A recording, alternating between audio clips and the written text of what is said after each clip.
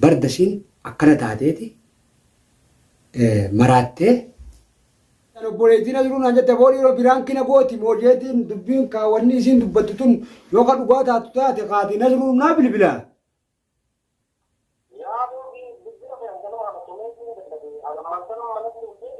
Ayyee.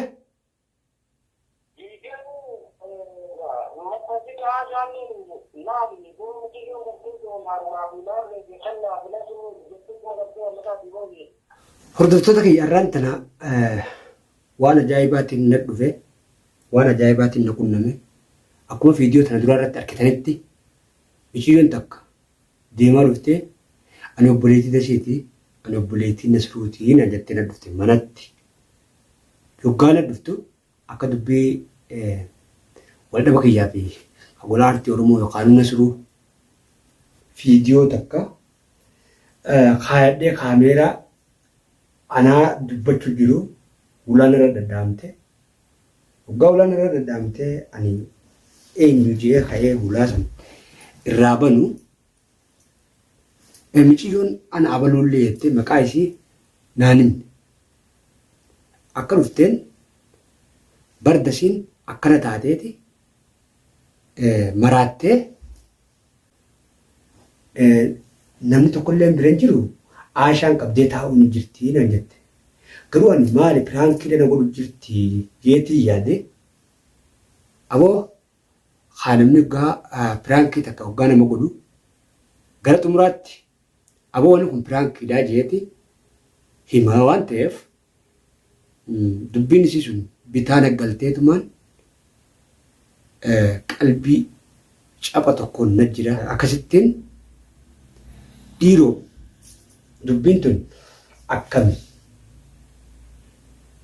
Nasruun yoo isiin dasiin kaa biratti akkana taatu taate dheengaddallee gaafa anaaf isa wal taraarsitullee manguddoon gatteessee dubbatteetuma waa'ee anaaf ijaartii tiyyaa tana akka naaboota isiidhaa rakkoon qaban yooni isiin tagaltu taate ani qabeenya isiidhaa niin deebisaa fi qabeenyi bade kuni walumaan duraa badee isiinis ijaartii tiyyaa jeetiin dubbadhee ture isinilleen dubbii tiisan argitanii jirtan garuu kun maraatuun itti fakkaatan maraatuun haaluma kanaan dhuftuu hin jirtu mee namni bakka san hedduudha aashaan Nasruun hedduudha har'aan tanasiin jaartii tiyya yoo isin kan miidhama miciyyoon haasoftu san qabaattu taate isaan bilbilanii naaf himammoo naan himan. Taakanaati gaa Oromootii yaani kanaatiitu hedduu takka na yaachisee qalbii tiyyillee na cabsaa jira isinilleen obboleeyyan kiyya du'aa inaaf godhaadha miciyyoon sanilleen dasiin jaartii tiyya bira kuttee akka obboleettii tiyyaati namni dhalaa wajjin illee hin dhalatin hin jiru miidhamni isii kun hedduu takka na rifachiisaa rabbiin waan kana agartee dhugaa natti hin godhinii jaati du'aa inaaf godhaa Oromootiyya rakkoon tiyya teessanii miidhamni kiyyallee keessanii taakanaati gaamee anis bakka san dhaqeetiin hubadhaa waan jiraa laala ani garuu dubbiin tun naa liqinfamuu diddee jirti mee Nasruu irratti bilbileetiin waan inni jiru dhageenya walumaanuu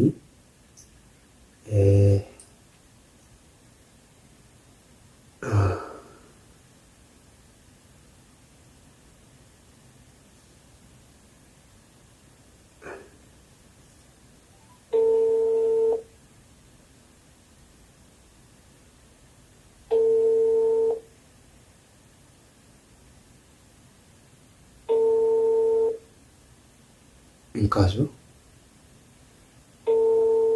maalidha yarabbi khayrii godhe dubbiin tun dubbii addaati hedduu takka na yaachisu jirti Oromootiyya waan ajaa'ibaa na qunname gaa'e Inkasu. إن الشخص المطلوب. Inkasu. Takkan hadiyaa Oromooti yaani hedduu takkaan wanni kun na yaachiftee qalbiin na cabxee taa'u jira. Takkan ati gaanii qalbi cabni kiyya qalbi caba keessanii miidhamni kiyya miidhama Oromoo hundaati. Du'aa inaaf godhaadha. Nasruun illee ngaa kunoo hin kaasu mee irratti hin deebisa obsaa takka. Dubbii ajaa'ibaati gaatuni. Khayri rabbi haa godhu waan addaa takkaan agarre.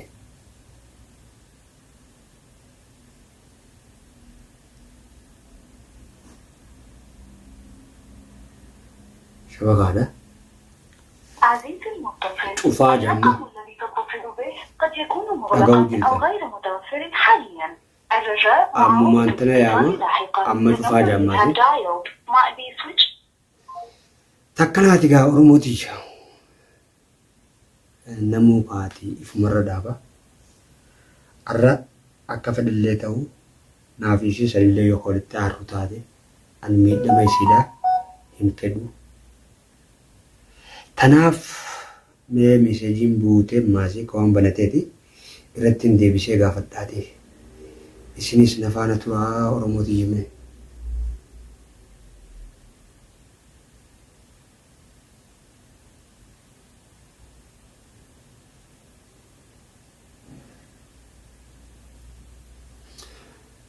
Inkasu me irraa deebi'a gaa'e kunoo dhiiroo maali yaa rabbi khayrii godhi an dubbii kanaa takkaan agarree waan akkana rifachiise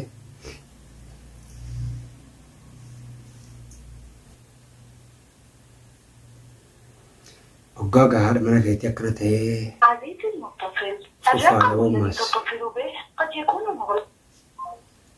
kunoo takkanaati ilmaan Oromoo gaha. Silaa telefoonni bilbilee gaafadhuunis taraqaa takka ni haamaa taraqaa takka cufaanaan jaa. Meegaa kan kaasu taate irratti hin deebisa. Isinis du'aa inaa godhaa Oromootiif. Hamtuu waliin feenu isuma sanis hanga fedhallee yoo wal dhabne gammachuu walii hawwina. Rabbiin gartee si cinaa dhaabbatu jaati isuma sanuu gartee dubbuma tanaa gartee kijiba rabbi haa godhu. An duraanis wanni kun waa dhugaa natti hin fakkaanne silaa ka dhugaa taatu taate akkamiin yaadde osoo dubbiin miciyyoon jettee mana na dhuftee natti utaaltee maal na gooteef tun dhugaa kan taatu taate Nasruun nan dho'isu naaf hima. Jechuu qalbii yaadeetumaan dhugaa miti jechuu jira. Hin beekan gaa'e haala jiruu tanaa hin beekanii dubbii tana rabbiin gartee dhugaan godhin jaatimee du'aa inaaf godhaadha. Takkanaati Oromooti yaalu waan hin dubbadhuu fi waan dhiisullee hin beeku. Dubbii tanaatu hedduu takka qalbii na cabsu jira. Ani garuu eegan achi deeme sababa mushaakilaa jaartii kan dirsanii fi sababa kanneen kanuma wajjin haaluma kanarraan jira kanumarraan ture tanumaaf illee achi deebi'ee hin hubanne eega manguddoon jidduu dubbii san fixxee yaate guyyaa 3 moo kana jaartii kan dirsan deemnee barbaadu jirra. Isiillee dhabneetiin akkasitti manguddichi na wajjin mana tigalee dubbii naaf Nasruu dubbifte sanii aboo kan naagaa akkanatti dhiiseen deemu eega tabatteetuun gartee mana dhiiftee deemtee kana akkana jeeteetti badhe aboo haa maqaan na bade intala sokkituudhaan mana yaalaa bade jeetti mannaan akkanatti dhiiseen deemu isuma sanuu si wajjin hin barbaadaa naan jee naa wajjin barbaadee guyyaa meeqanillee dhabee anis akkasitti aboo karaa manaa galee jeeni isumaa'uu dirqeetti gaa yoo hin arginaa sitti hima deem galii jeeni fuudhee firraa karaa manaa galchee tanumaa fi tana jittuu dhagaa kun wanni akkanaa dhagayamaa jirti. Waan kana kaati rabbi dhugaan godhini. Yaa rabbi banachiisimee telefoonas. Dubbiin ajaa'iba na qabattee narraan tana. Dhiiroo maali? Garaan kun dhiyootan akkanumatti buc na jaa.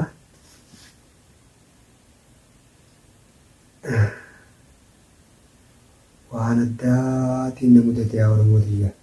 Du'aa inaaf godhaa ilmaan Oromoo guutuu addunyaarra jirtan. Viidiyoo sanallee laayik sheer godhuudhaan wal biraan naaf gayaadha. Akkanaati yaa boona durummaa dhumate telefoonni isaa yaa boo. Bilbila kana naa bu'ime.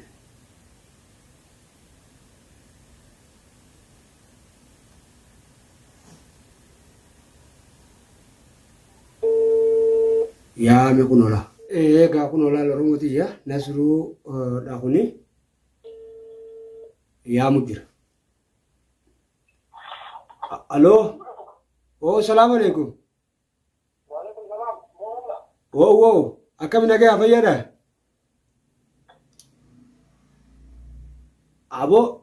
Aboo maaltu jira boo wanni dhagee takka dhugaadha warri micciyoo takka dhufee asiinatti lolu jira. Kana itti ani obboleettiin jiru naan jette boo dhiiroo biraan kina gooti moojeetiin dubbiin kaawwanni isiin dubbattu tun yoo ka dhugaa taatu taate kaatiin asiruu naa bilbila.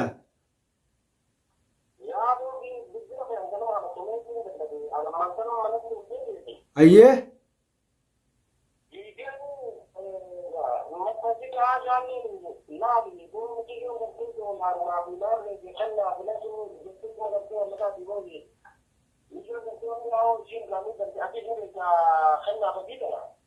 Ayyee.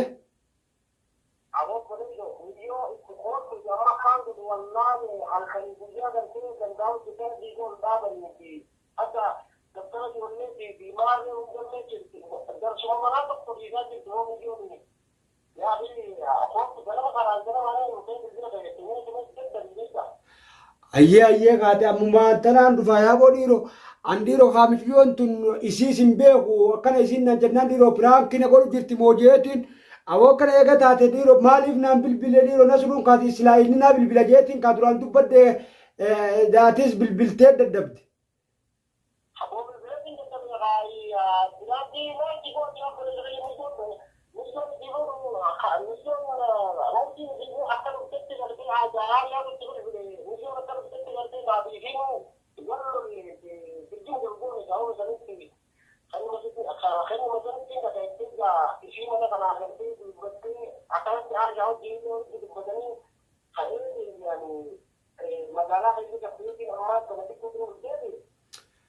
Yallaayyee ammumaan dhufa ammaan dhufaatiiti.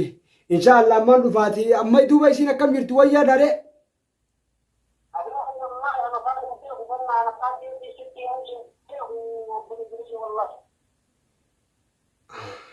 Haalli isiidhaa akkam gijee laalte?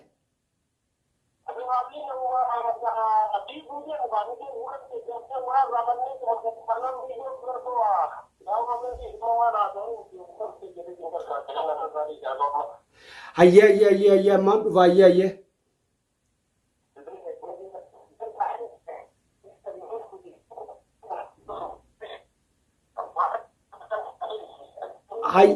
Hayyee ammaan dhufa Nasruu keenya ammaan dhufa hayyee saba kaanillee ni ciccita ammaan dhufa hayyee ammaan makiinaa qabadde dhufa. Ayyee.